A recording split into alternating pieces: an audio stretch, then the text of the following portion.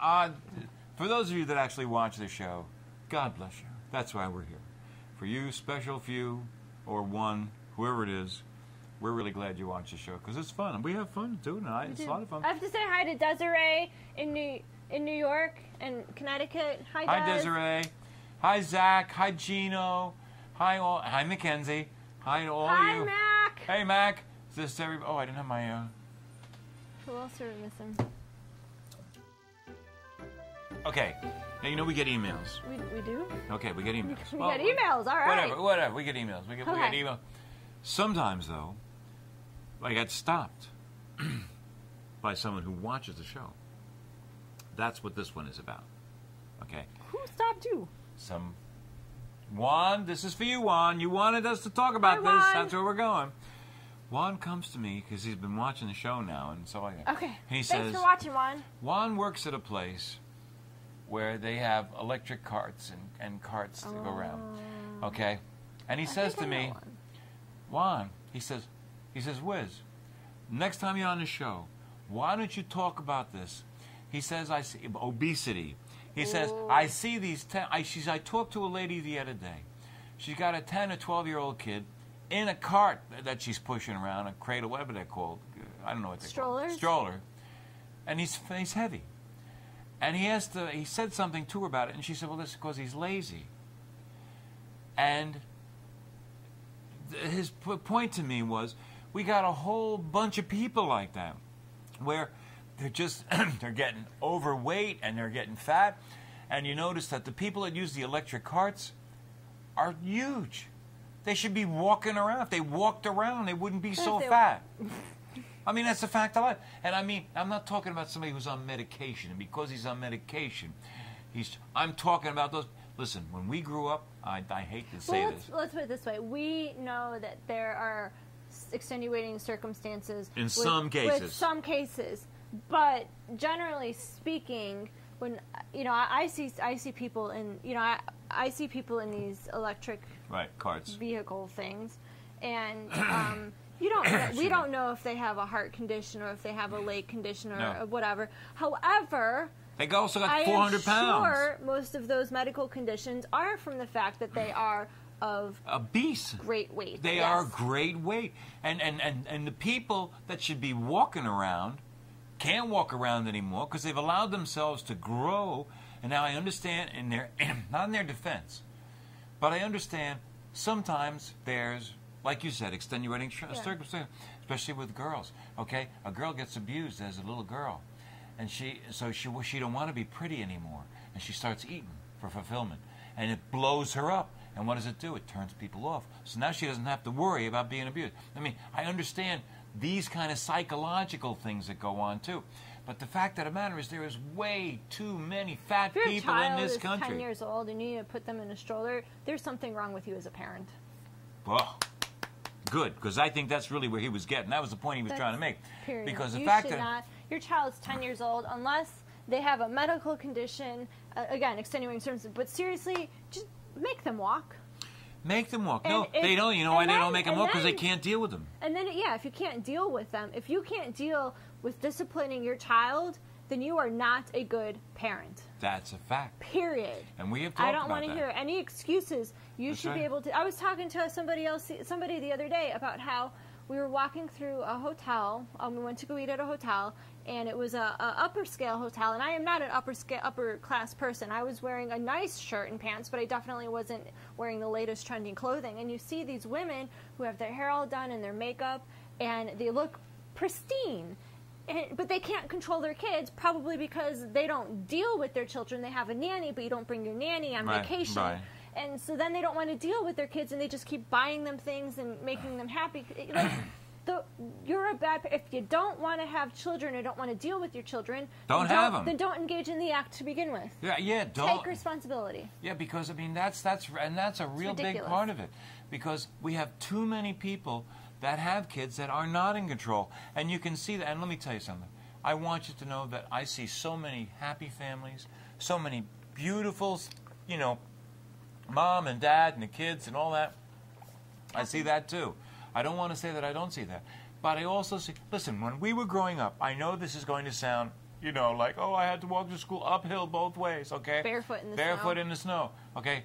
But the fact remains, when we were young, we were outside playing. We were not sitting in front of a computer doing this nonsense, being dormant and sedentary. That means not moving around. And we who had time? You know why we didn't have a lot of snacks? Because we was doing stuff. Okay, we were playing. Whatever it was, whether it was cowboys and Indians, ooh, you can't say that. Whether it was cowboys and Indians or war or baseball or sports or whatever it was, we were doing stuff. And that's one of the problems with right now. The kids are not out doing stuff. Their idea of playing is playing on a computer. So they're getting big, and they're getting fat, and they're getting lazy, and they're getting unhealthy. Okay? And that's bad. And when you got to push around a 12-year-old, and I see some of these kids, and they're in strollers, and they're clearly old enough to be walking around. What is that? That's a parent's failure. My niece is 3 or 4. She has a stroller. She can walk. She can walk. But limited distance. Yeah, I mean, but if you're going to go, she's a kid. If you're going to go to a theme park all day, right, you're going to put her in the stroller sometimes. My nephew, who is 6, he walks. Yeah, I mean, and it keeps him healthy. Flat out, he walks, burns up his calories. He can have snacks because he's going to burn them up as he walks down the road. I mean, and all this nonsense about how it's the snacks and it's McDonald's and it's this and it's that. But we got a president who blames everybody else for every failure he has. And he doesn't have any successes, by the way. But all his failures are quite a transition you made from no. But the point that I'm trying to make, McDonald's and snacks to blaming everything on Obama. Well, no, I'm talking about his failures. His failures. I'm trying to make an illustrative example. Okay. He blames all of his failures on everybody else. That's what these parents are doing. They have an excuse. They have a reason why they can't deal with their kids. And the fact of the matter is they don't want to deal with their kids. Or the kids give them a little agita and they don't know how to deal with them. And we have talked about that before. There is not a manual that comes with kids. We have to start thinking about, do we want to have them? We don't just have them because, ooh, it's fun. You know, contraception. Let me tell you, having a baby, I don't think that it's fun. process, that's not fun. I've never gone through it, but I had a friend that just went through it, and she was like, that's not fun. The best part about that whole process was the drugs that they gave her. Right, I can believe that. And then she goes, I was so exhausted, she could barely hold her brand new child. She's just like, oh, okay, and ready to fall asleep. Yeah, see, I mean, it's not fun. Well, you know, and I think people have this distorted image, you know, well, we have a house and a car and 2 kids. You know, well, you know what I mean? If you're not prepared for what it means to have those 2 kids, you shouldn't have them. Exactly. Because let me share something with you. Kids are forever. We are. My mom has been trying to get rid of me for years and it ain't happened. Okay? My folks never got rid of me. They passed away in the 70s, at 70 and the 70 years age. And let me tell you something. I was ready to take care of them as long as they lived. I did not want to lose them. It broke my heart when I lost them. But they still had me. You know what I mean? I wasn't gone. Yeah. You know what I mean? And the kids never go. This nonsense about, well, you know, we'll raise Johnny until he's 20 and then, you know, Johnny don't ever leave. He might increase where he goes. He might have a family that then you become a part of. I mean, an ideal situation, you know. That's why they say it's great being grandparents because you can give them back at the end of the day. This is what's great about being an aunt, too. And aunt's good like that? Yeah. Well, my sister, I hope she doesn't watch the show. She used to annoy me because she'd call me up and she'd say, how much do you love your nephew? Because she'd want me to babysit. No, that's not fair. And I finally said, my love for my nephew is not based on my ability of whether I can or cannot babysit him on a particular day. Good for you. So stop asking that question. Well, but that's wrong. That was a wrong way to handle it. Absolutely the wrong way to. And watch this segue. You'll really, if you thought Obama was good, this is going to be good too. Those same kids that have been pushed around in cradles and not forced to learn about life are now occupying Wall Street and other cities around the country. And in this Obama plan to create another story so nobody will talk to him about his record. The unions and the George Soros people, MoveOn.org, these people, they're using social networking to get groups of people to go occupy and complain about the corporations and complain about the rich, because if Obama doesn't have the rich to run against, he loses.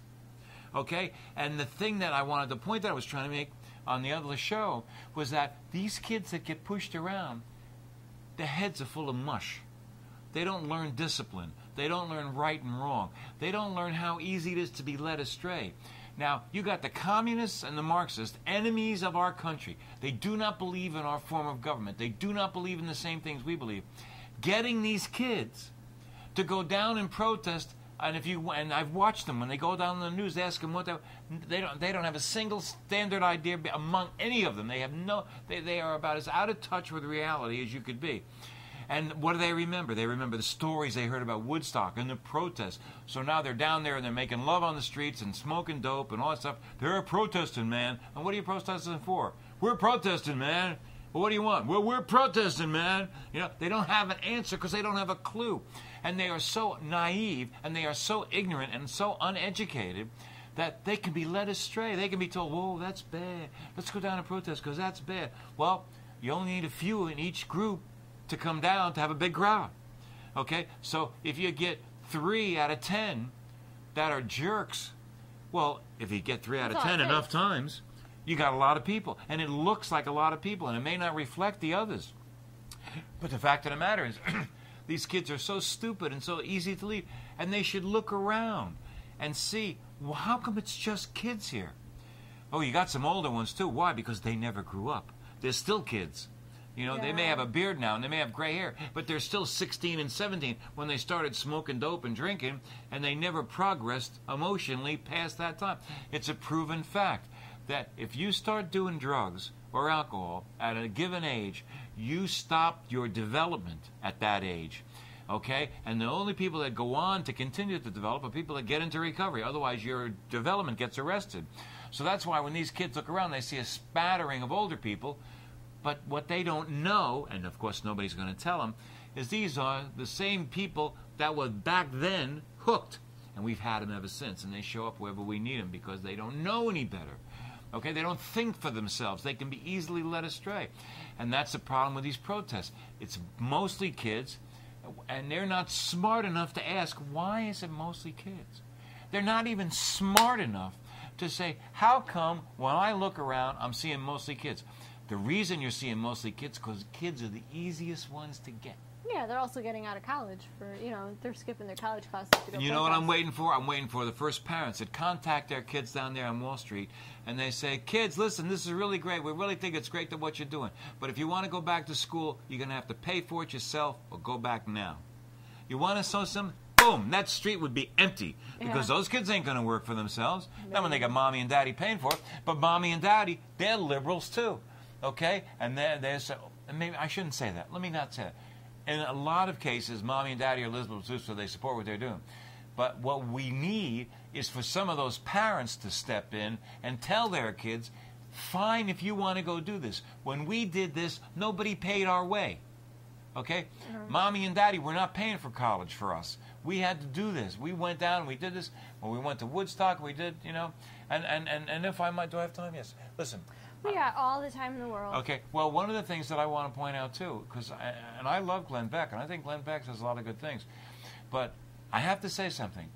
Too many people just say Woodstock and imply that everybody that went there was a hippie, communist, faggot, asshole. Okay?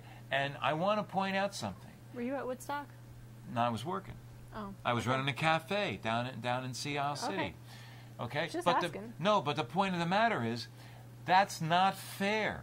It's not fair to brand everybody that went to Woodstock. Do you know what Woodstock was? Woodstock was a break from everything. It was 3 days. People went there. Some of them got high. Some of them danced in the nude. Some of them probably fooled around. Some of them listened to music.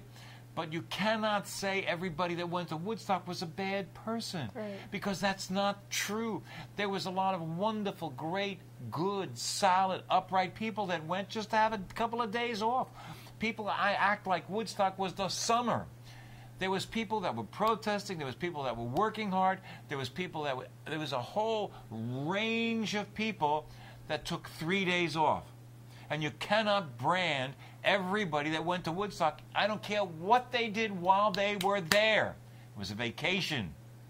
For most people, it was a few days off. It was a break from life. Okay? And to brand everybody that went to Woodstock as a commie, faggot, pimp, a doper baby, you can't do that. That was the reason I put my hat on. Because I got tired of everybody seeing my long hair and saying that I was a communist hippie freak. You got no idea what I am. And you don't care what I am. You decide because of my long hair what I am. So I said, okay, well, you're going to have to deal with this, man. I put my hat on. I said, deal with that, bud. Okay, and sure, a lot of people cross the street and to get away from me. Let them. But there was nobody that could just look at me and say I was this, that, the other. They could say I was nuts. Fine. Okay? But well, you were. they were forced to decide what I was. They couldn't just put a stamp on me because I was there in their face challenging them to decide what I was. Okay? And sometimes I wore my hat in regular clothes. I didn't always wear my hat with the outfit. Sometimes I wore my hat and I still had a denim jacket on, denim pants. But I was the wizard. I was the wizard, and I wouldn't give that up for anything. The experiences that I had, I have lived a blessed life, and that's something else that I have to laugh at you folks at, and the people that sit back and judge, even when I have my hat on. You had no idea who I was. None. You still don't, most of you. And you're not going to find out till I'm buried and gone and I'm in the ground someplace, But that won't change a thing. The funny thing about it is, I have still been the wizard. I still have been. I have been. And you can't change that. The wizard has lived. Whoa. And those of you that understand what that means, well, great. So you get it. And those that don't, they'll get it later on. But, it doesn't help my royalties. Let's be serious about the money. But that's not what this is about. You don't decide when you're born that you're going to be the whiz. You're born into it. Do you ever think that names, doesn't the name that you give your child impacts them? Impacts their how they destiny, how they see themselves, and their personality. Absolutely. And you know why? Let me give you the reinforcement for this observation. Because parents that name children Bob or Mike or John or fill in the blank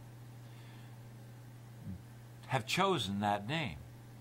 And it's been things in their lives that have brought them to that decision. That's why if somebody's a Bob, you can think of other Bobs that you have met, and there is a pattern.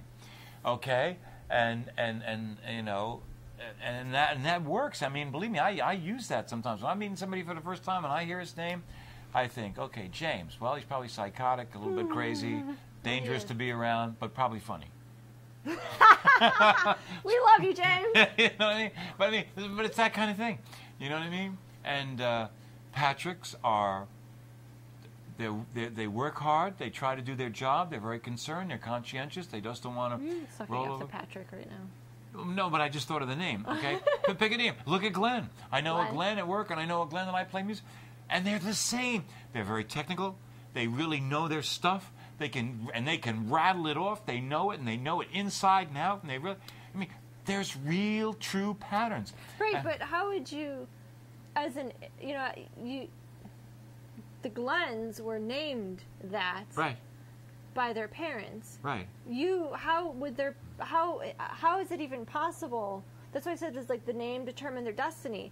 Because why hasn't one Glenn gone in and done? Well, they've taken parallel. Being an auto mechanic, if the Glenn is an auto mechanic, he's a really good auto mechanic. He really knows his cars inside and out. He can fix it, and he can be straight with you if he wants to. And they're sensitive. They can be hurt easy, but they don't always show it. And let me tell you something. Put some thought to that. But I'm just saying that these are patterns, and you know what? This is why you don't see a lot of old people at these protests. You know why? They have learned things. They are not smarter, but they have... Yeah, no. Because, listen, the Tea Party is filled with old people. Why? Because they have had experiences in life. They have learned that big government is bad. High taxes are bad. They have learned the things that the kids have not learned yet. Those kids will someday be in the Tea Party. Okay. If they grow, if they get out of this, if they get, smart. If they get smart, if they get smart. You know, the Tea Party. It's funny because they say when you're young, you're usually liberal. When you're older, you're conservative. That makes sense because of what you've learned in life. You know, when you're young, you want to try everything. You want to experiment. But you know what comes from that experiment? What those people already know. Right. Do you know what I mean? And the smart ones, the smart kids, they don't have as much fun. But they don't have as much horror either. What's funny though is that, when you talk about growing older, is in the maturity that happens, is that there definitely are some people that don't mature. It gets arrested. Arrested maybe not be the right word, but. No, what would you say? I don't know. What's the right word? I just remember saying that I was hanging around with a bunch of friends recently, and some of them with immature. Someone made a joke. And like 2 or 3 people laughed at the joke, and then the rest of us just were like, "It's not funny. That's not funny." Right. You know, because it wasn't. You get that. But even though we were all about the same age, and even maybe some people were a little bit older, there is a maturity difference. Oh, sure. That's a product of their life, their environment, the people that they had, their parents. Why would you say something like that? You know what I mean? You know, and then I reflected that 4 or 5 years ago, I probably would have laughed at that joke. Yeah, but you would have been much younger, and you would have been much less experienced. That's one of the keys. That's things that concern me, is that I know 5 years ago I had that mentality. If you are 3 or 4 years older than me and you still have the mentality that I had 5 years ago, your development has been arrested. Yeah. It has been prevented. Okay, I get that. Okay? And that's what happens. And that's why... Stopped. Your development. Why do you think they're talking about legalizing pot? Because if they could legalize pot, they could take the country... No. They could take the country over. Because you know what they know? They know that when you legalize something, there is an initial wave of people that try it that would have never tried it before. Okay? And even if they come to the realization 6 months, a year, 2, 3 years later that this was not a good choice, they have all of that time to subvert the power to themselves. Are you kidding me? No, I'm not kidding you. I'm telling you. If you legalize marijuana, you can start collecting taxes on that. That's not the point. But that's not what they care about. They would make a lot of money off of teenagers. Yeah, but you know what they would also do? They would arrest their development. And while those teenagers and others, because there'd be a lot of middle class people that would try it, was out there smoking pot and getting high and going through the process that you go through when you smoke pot and get high and you eat food and you do all the things. It's a standard process. Everybody goes through it. It gives them a window. It gives them a window of opportunity to take your individual freedoms away. That's right. Exactly what it's. The people in this country that don't there are people in this country that do not understand the only reason America has accomplished what it has accomplished is because we believe in the spirit of the individual. We have allowed the individual free reign. We have not made a collective where we all work together. That does not work. Then as soon as you're in a collective, you move at the speed of the slowest. Because these guys that are working hard, it don't take them long to see they get no benefit from it, and they stop. And as soon as those people that can really excel stop excelling, you have Greece, France, pick a name. Okay, you've got countries that don't celebrate the initiative of America. And when you got a guy in the White House, if I might be so bold, who hates America, and everything it stands for. And you want to know something? I feel sympathy for him because it's not because of him. It's because of the way he was raised. If he had had different parents, Obama would not be the man he is today. If he had had different life experiences when he was younger, read his book. Look into his history. Find out how he was pushed off by father and mother and all that. And the people that he had around him were socialists and Marxists and people that, yay Fidel. I always tell the teachers that are new to the school, because they the way that teachers are teaching is changing, and what I always tell them is that it's going to be an adjustment for you, because new teachers tend to manage and teach their classroom how they were last taught and managed themselves. I can believe it. So, and I think that that's not based on not that I agree with what you're saying, but I think that's what the point that you're trying to make is that, Obama has had these experiences. Yes, that's why he is the way he is. So then he mirrors that. This is the leadership that absolutely. He was under, and that's what he does. So he's modeling that because that's all that he knows. And that's right. That's exactly right. That's why he was absolutely the wrong guy to elect for this country. I don't necessarily agree with these statements, but I am understanding. But you understand. That's what makes you valuable, Princess. That's why you are a valuable person, because you have the ability to accept something as true, whether it conflicts with what you knew before or not. Well, I never said I accepted it as truth. I just understand. No, but you're smart enough to understand it. I don't have to worry about you accepting it as true, because I know it's true. And I know that the truth will out. Okay, that's what's nice about someone like you. Because if smart? Because you're smart. You have the ability to, that's why is Sarah Palin great? Because she's pretty, she's articulate, and she's got brains. Okay, and she's got more brains than these morons want to give her credit for. You'll see that in that. When you see the things that she chose to do in The Undefeated, when you see the stuff that this lady did. I still haven't done my homework yet, for those of you who watched last week. Okay, but I'm just saying, when you see it, I think you'll have such respect for her, and you will understand why I feel the way I do. There is nobody out there. I don't necessarily disrespect her. No, I'm not saying you do. But I'm saying that when you see this, I just don't you will see what I have learned. You'll see why I feel the way I do. You will understand why. You may not even agree with me, but you will understand why I believe the way I do. I want to go into the Hall of Presidents down in Disney World in Orlando, Florida, and I want to see Sarah Palin stand up and say, "Hi, I'm Sarah Palin, 45th President of the United States." That's what this country desperately needs. Desperately. And I'll tell you something else. So if Obama gets reelected, which I do not believe will happen, America will no longer exist in 4 years. Wait. It's quite possible until the Republican Party gets their crap together. Because that's true, but I don't think he can be elected. Right now, that they're a hot mess. They don't know who's coming, who's going, who's... That's right, and they don't have enough ability and savvy to deal with the media, to explain to the media what's going on, and the media hates them. The media works against them every day. Bush was a great president, and whoever else was running against. So I was like, we gotta go. We have to go. We have to go. Bye. I'm sorry. I finally get 2 seconds to talk, and I'm sorry. I'll cut something of my stuff out so she got all hers. Bye, America. Good night, Do kids. something good every day. That's right. Even if it's a little thing, it's good.